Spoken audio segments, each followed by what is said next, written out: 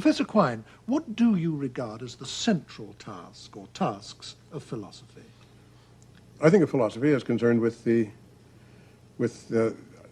our knowledge of the world and the nature of the world. I think of philosophy as attempting to round out the system of the world, as Newton put it.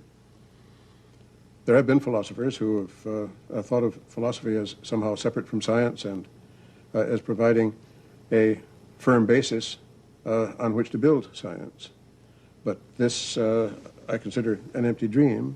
Science, much of science, is firmer than philosophy is or can even perhaps aspire to be. I think of philosophy as continuous with science, even as a part of science. Well, if it's continuous with science and even part of science, how does it differ from the rest of science?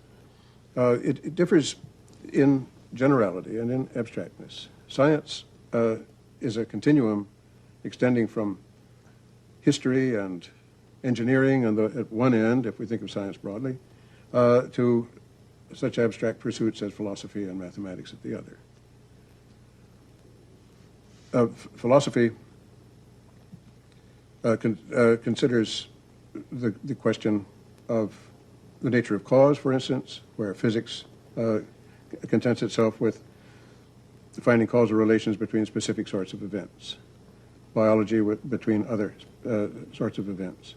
Again, whereas the zoologist will tell us that there are wombats, and the physicist will tell us that there are electrons, the mathematician will tell us there are no end of prime numbers, the philosopher is interested rather in what sorts of things there are altogether. It's in these ways that philosophy is more abstract in general.